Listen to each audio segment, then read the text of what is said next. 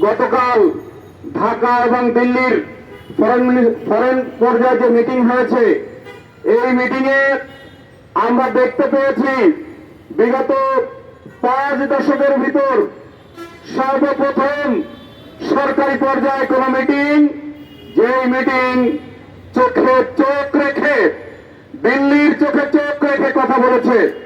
আমরা সরকারকে অভিনন্দন জানাই।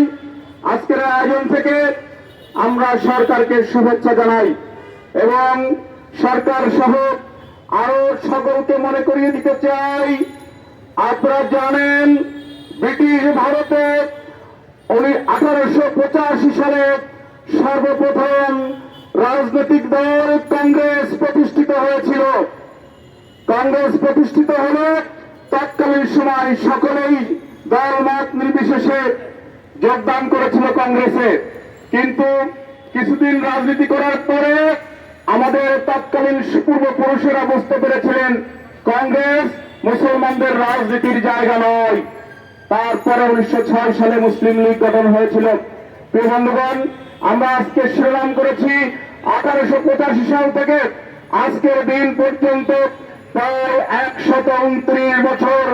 এই 129 বছরে যত মুসলিম হত্যা হয়েছে ভারতবর্ষে, যত সংখ্যালঘু নির্যাতন হয়েছে, তার বিচারের দাবিতে আপনারা জানেন ভারতীয় বর্তমানে কর্তৃপক্ষ রাতে ঘুমোতে যাওয়ার সময় স্বপ্ন দেখে অনেক মন্দিরের নিচে মসজিদ, অনেক মসজিদের নিচে মন্দির রয়েছে, অনেক মন্দিরের নিচে মসজিদের নিচে মন্দির রয়েছে। এভাবে আমি যদি আজকে ভারতের প্রধানমন্ত্রী হই, আমি যদি আজকে ভারতের দায়িত্ব ক্ষমতা গ্রহণ করি, আমি প্রতিদিন একটি করে ভারতীয় প্রত্যেক মুখ্যমন্ত্রীর ঘরের নিচে একটি করে মসজিদ আবিষ্কার করে দিতে পারি। রাষ্ট্র আমার, ক্ষমতা আমার, স্বৈরাচার আমি, অবৈধ কার্যক্রমের সাথে লিপ্ত আমি, হিন্দুত্ববাদের অগ্র জাগরণের নায়ক আমি। আমার পক্ষে প্রতিদিন মসজিদের নিচে একটি করে মন্দির আবিষ্কার করে দেওয়া সম্ভব। প্রিয় বন্ধুগণ, আজকে ভারত ক্ষমতা গ্রহণ করে সেই 1895 সাল থেকে 100 বছরে যে সকল মন্দির মসজিদ ভেঙে মন্দির নির্মাণ করেছে, আমরা তার প্রতিবাদ জানাই। এবং আপনারা জানেন লক্ষ লক্ষ মুসলমানকে হত্যা করেছে সেই ভারত মুখে বাংলাদেশে আঙ্গুল তুলে কথা বলে।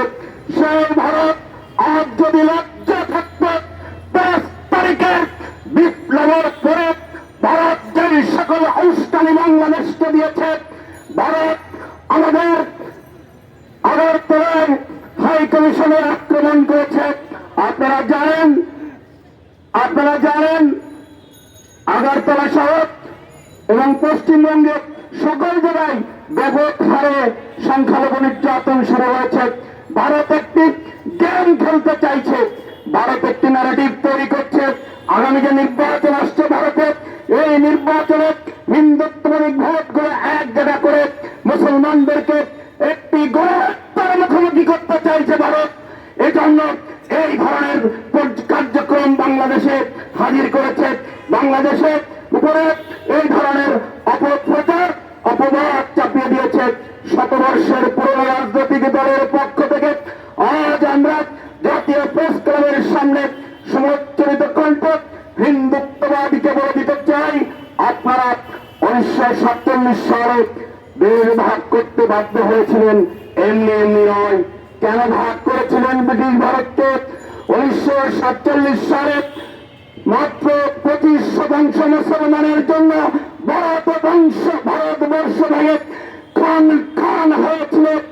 আজ ভারতবর্ষে আবারও 33% মুসলমানের বসবাস এবং ভারতের দুই পাশে 2টি সংখ্যাগরিষ্ঠ মুসলিমের বসবাস।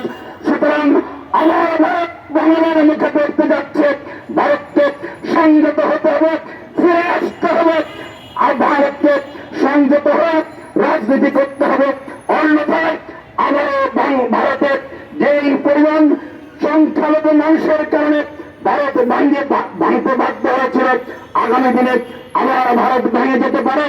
আমরা ভারত ভেঙে যাই যাক, এ কথা মুসলিম লীগের দায়িত্বশীল পর্যায় থেকে বলতে চাই না। তবে আপনারা যে নির্যাতন করছেন, যে অত্যাচার করছেন বিগত শতবর্ষব্যাপী, আপনারা কিন্তু একবার ভাঙনের কবলে পড়েছেন, আবারও পড়তে পারেন। সুতরাং জায়গায় ফিরে আসুন। সুতরাং বাংলাদেশের চতুর্থ প্রথম সমতার ভিত্তিতে, ইজ্জতের ভিত্তিতে, সম্মানের ভিত্তিতে কথা বলুন, রাজনীতি করুন, অন্যথায় আপনাদের কঠিন করুণ পরিণতির জন্য বাংলাদেশ তখন দায় বহন করবে। প্রিয় বন্ধুগণ, এ পর্যায়ে